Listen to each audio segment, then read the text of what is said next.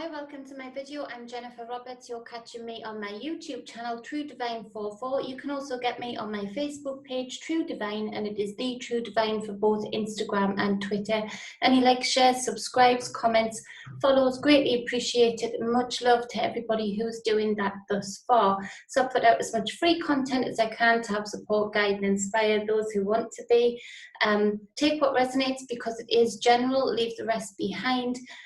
This is the daily energy reading where I combine the energy work that I do and the tarot that I do and bring the narrative to you to help guide you on your day with the energies you might feel within, the energies you might feel around you, or the energies you might feel within other people. Just helps you make sense of it maybe.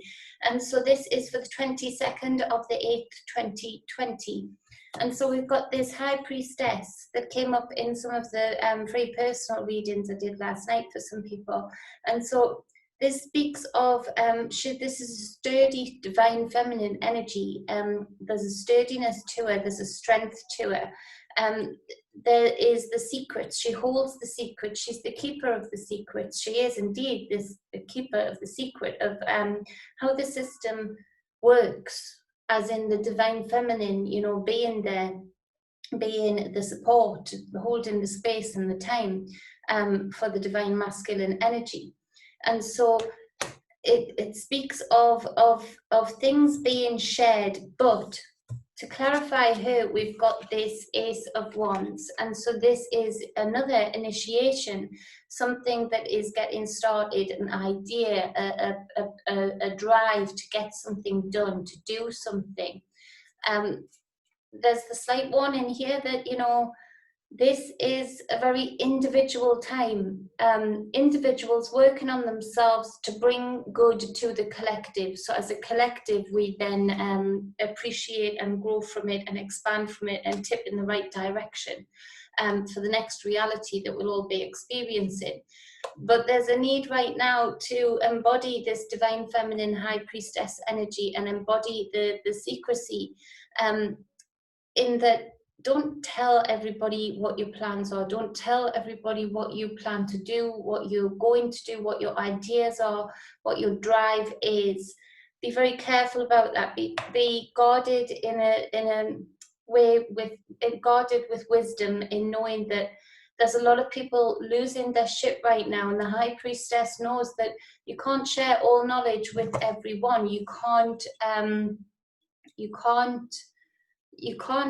be sharing things with that is of the occult, that is secret, that is hidden, and that has been hidden for a very long time now, because of deliberate acts to create power and control for the few. But it can't just be, we can't just now share it all with everybody. Not everybody is ready for it, and not everybody who has the knowledge of what you are initiating, what your passion to start something new off is going to be going to have integrity about it. So you don't want things getting stolen, and you don't want ideas and plans getting into the wrong hands. So the second card is a beautiful card also, in that we've got this 10 of Cups. So this is true bliss, true alignment, true happiness, especially within the family. Now this is here up for grabs, but the Hangman keeps coming up. Now the Hangman speaks of true altruism, a sacrifice being made, looking at things in a different perspective, looking at things from the upside down, and looking at things just how much the systems that control us and therefore that we live in have been flipped upside down. Then, you know, we need to flip ourselves the other way up almost, to see the opening, to see where the bliss lies, to see where the truth lies for you that will bring you this 10 of Cups alignment. And so it's a very powerful message to look beyond the things that will shackle you. Look, the whatever system these guys are living under, they're working away trying to get stuff done, but they're all shackled. They're all held and bound by a certain way of looking at things, a certain perspective. And so to change that perspective, those shackles disappear. They're not real. You bring in this alignment, this bliss, this happy home, happy family. It takes you doing it though. You can't externalize this power anymore. You can't look to political figures anymore. You can't look to the same systems that have had you flipping the whole script the wrong way around, so you never quite reach this bliss. It's for you to find it within you, for you to look at different perspectives, for you to find bliss where you really find it, where it really lies within you. And so the next card, we've got the Queen of Swords. So speaking real truth into the system. It's not, and therefore your individual lives, it's not a time anymore for pitching for your side, pitching for somebody outside of self, particularly politically.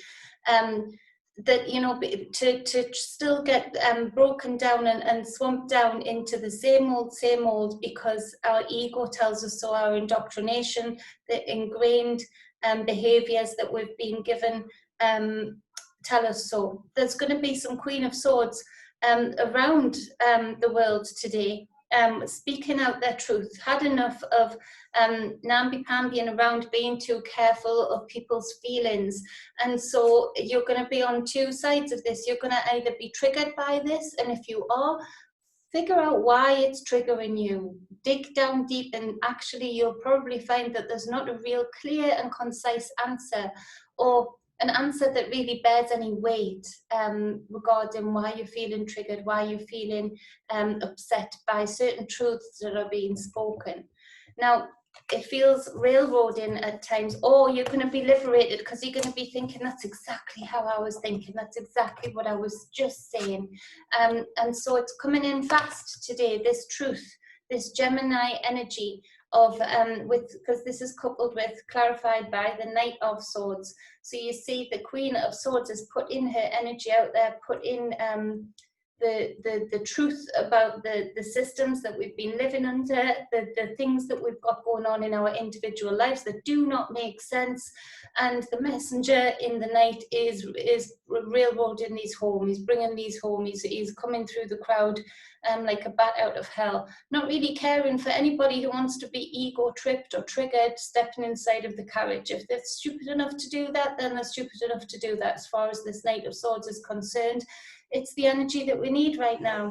We need to cut through things like a dose of salts rather than this gently, gently, gently. And so we've got, again, another repetitive card. We've got the Judgment card. And so there's this, it's the depiction of Moses separating the waves. Moses actually changed his own name to Moses. His name was not Moses. So whether you attribute and how you attribute the biblical stories is up to you. But the symbolism is there in that right now he chose his way. He was his own lion. He was his own master. In that the name that he had did not suit. It did not represent what he was doing. It did not represent the vision that he had to get these people out. To move these lepers away from these systems that were harming them, that seeked to control and manipulate and use them, work them to the bone. And so he changed his own name. He chose that. He put that into the consciousness. Now we all know him as Moses. You know, this character, this energy, this mythological person. We know him as Moses. He did that though. He didn't just even do what his parents had done and keep the same name. He saw a vision, he saw a purpose that he wanted to achieve, that he wanted to get done, and he initiated his own path. He chose his name and followed through with the actions thereafter. And so the manifestation of him parting the waves through the godly energy within, he was guided on the right path enough that these people were able to cross. So there's a path right now still open to you to choose your lane, to choose your destiny, to choose to be in your most fulfilling path, but you have to do it. You cannot externalize this anymore. You cannot externalize it to a savior in the political sphere, to a savior within the organized religion sphere. You can't externalize this stuff anymore. And as time goes on, it will be us that creates the reality that we live in. Yes, the few in control. Here we've got the devil card on the bottom of the other deck. So yes, the few that are in control have a lot of control. They've built up very robust, give them their due, very robust systems that keep them in control, that help bolster their importance and their domination over this reality. But we in numbers made them. Our complacency made them. Our complacency allowed space and time for them to be created. Our complacency in not taking our own action and not having a hold of our own destiny and being too afraid to deal with this expansive energy source that we all have within, and being convinced enough to externalize it. The more we do that, the more we deplete ourselves. The more that we externalize and have saviors here, there, and everywhere, that it's theft from yourself. So, but we are giving it away. We are the thieves against ourselves. When we go into that energy of externalizing that inner source that we all have, we aren't. We're giving it away. We're paying tithe to the devil. We're paying tithe to the very chains that bind us. And it's a little bit like the definition of insanity is doing the same thing over and over again and expecting a different result. Since when has government worked for the collective? Really? A lot of them have looked shiny. A lot of them have changed tact. They always have a light and a dark, you know, they always have this contrast. But when did government, parliament, royalty, in our rememberable time, when did they ever really work for the collective?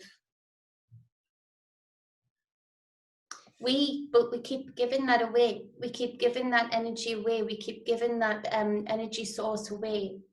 And so, we keep feeding into a system that is falsely narrated. This star being inverted, you know, Satanism being the inversion of everything. But then we've got the churches that are all shiny on the outside, but really what they practice, how many more non-convictions but absolute facts of child abuse do we have to do before people stop going and paying tithe to the very organized structure that feeds those beasts?